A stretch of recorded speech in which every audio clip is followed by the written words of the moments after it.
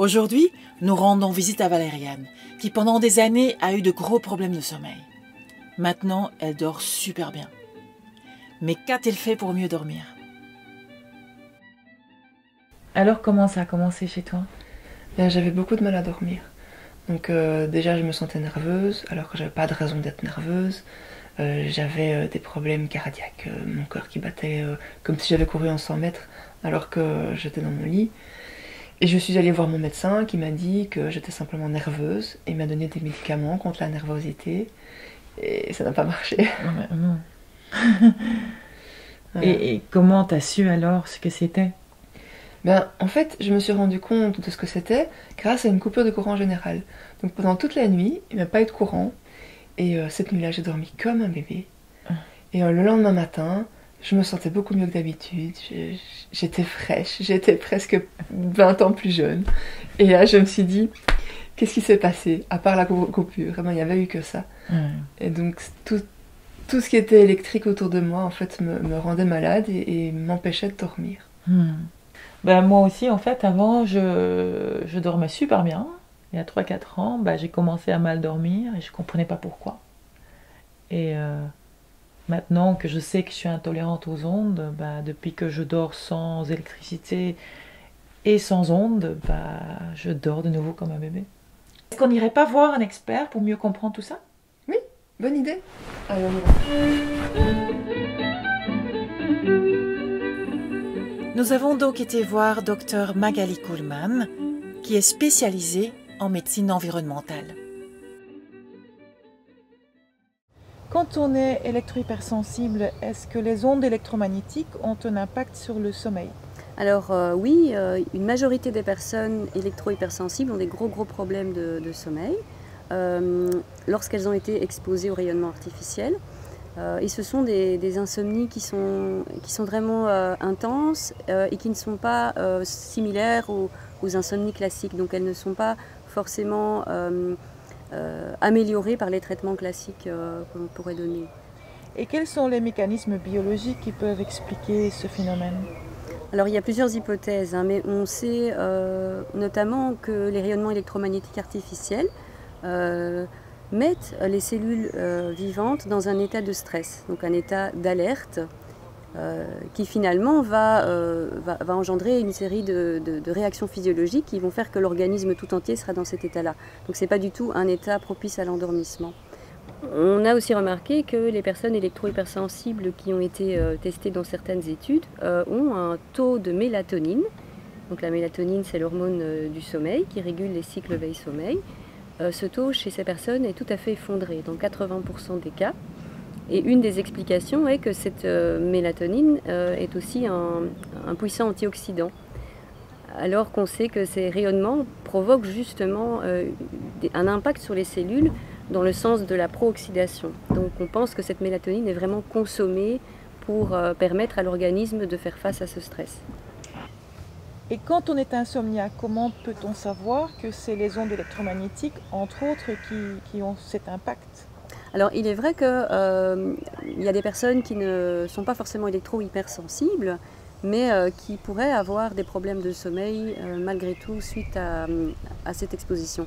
Donc une bonne façon de faire serait de pouvoir se soustraire pendant une bonne semaine à ces rayonnements électromagnétiques artificiels, donc se mettre dans un environnement électro-assaini et de voir un petit peu ce qui se passe. Et dans certains cas, des personnes qui avaient des problèmes de sommeil retrouvent un sommeil de bonne qualité. Donc tester. Voilà, il faut faire le test.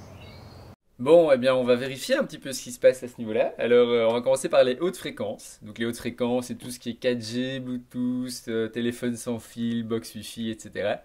Et donc, on va utiliser un acoustimètre qui va nous permettre d'entendre les ondes pour voir un petit peu ce qui se passe à ce niveau-là. Hop. Donc, alors, pour les hautes fréquences, on entend un signal. Et sans surprise, il y a un téléphone sur la table de chevet. Donc, on va commencer par là. On remarque que, là pour le coup, il y a un petit peu tout qui est allumé. Donc déjà, le Bluetooth, il n'y a pas besoin de le laisser allumer tout le temps. La 4G, si le Wi-Fi est allumé, c'est bon. Et le GPS aussi, donc ça déjà on peut couper. Et puis en plus, pour aller dormir, on peut certainement mettre le tout en mode avion. Et comme ça, voilà, on n'entend plus rien. c'est parfait, niveau haute fréquence.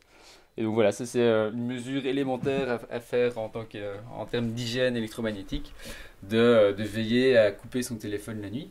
Alors souvent, il y a aussi une box Wi-Fi dans le coin ou un téléphone sans fil, donc le fameux DECT. Ça, c'est vraiment les pires, donc il faut faire très attention à éviter d'avoir des téléphones sans fil autour de la chambre à coucher. Et alors aussi s'arranger avec le voisin, parce que parfois il n'y a rien à faire, les ondes traversent le mur. Donc si le bureau du voisin est juste à côté et que la box du coup est juste à côté aussi, mais ça impacte aussi notre sommeil.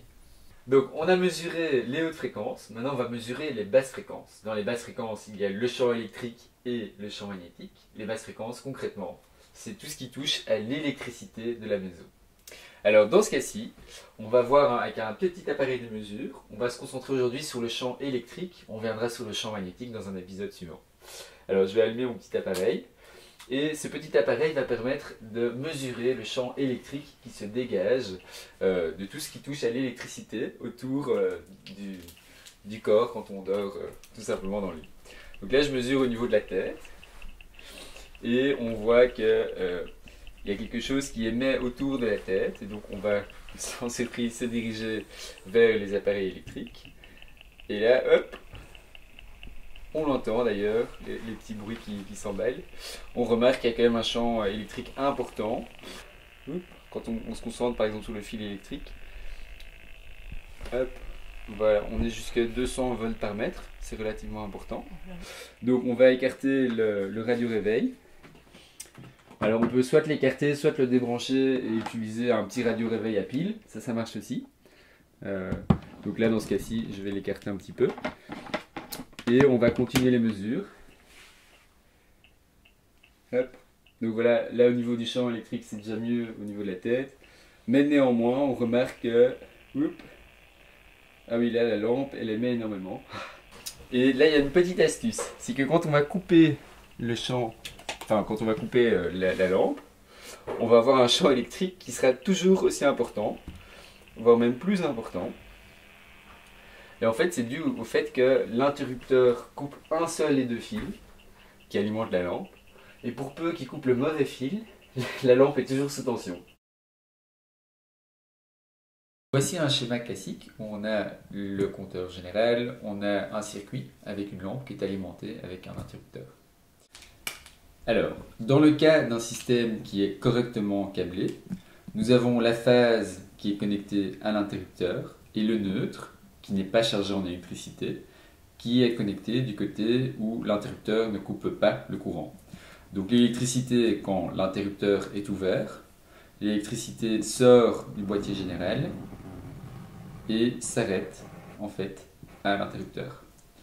Et donc ça c'est la situation idéale, puisque du coup la lampe est éteinte quand l'interrupteur est ouvert, mais en plus la lampe n'émet pas de champ électrique. Alors que si la phase et le neutre sont inversés, on se trouve dans une situation qui est beaucoup plus ennuyeuse.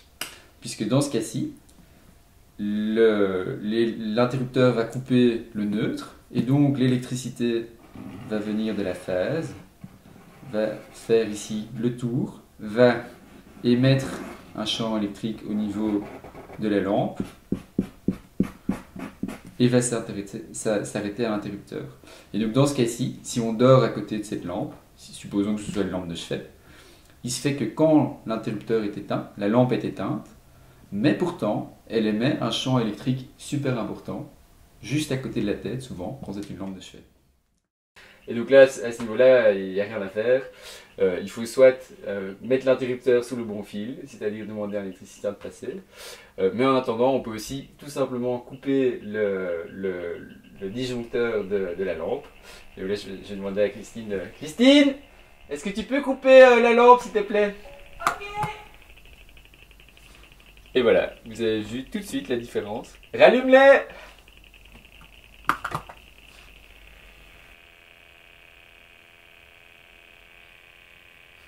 Alors ici on se trouve dans la cuisine, il se fait que le lit est juste au-dessus. Et alors on a plein de fils électriques et de lampes et une hotte même qui est branchée à l'électricité juste ici. Et donc ça rayonne aussi au niveau du lit, au niveau des pieds, enfin en dessous du lit. Et donc ça on peut mesurer aussi, hein. On remarque tout de suite qu'il y a un champ électrique qui se dégage assez important. Ouais, on a 350 volts par mètre. Et là, il n'y a pas de secret, hein, il faut couper les plombs aussi, durant la nuit. Christine, tu peux couper les plombs? Hop, et on est descendu à 37. Donc ça, c'est super, on a divisé par 9 quasiment. Comme quoi, il n'y a pas que les plombs de la chambre, il faut aussi couper les plombs qui sont juste en dessous. Donc si vous aussi vous avez des problèmes de sommeil, essayez de couper tout ce qui est haute fréquence, donc ce qui communique sans fil, Bluetooth, Wi-Fi, téléphone portable, et les basses fréquences, donc l'électricité, vous allez directement au tableau et vous coupez tout sauf le frigo. Et voyez, si ça va mieux, après 1 ou 2 nuits, ça devrait déjà être beaucoup mieux. Alors, dans le prochain épisode, nous parlerons du téléphone fixe que l'on trouve dans les maisons.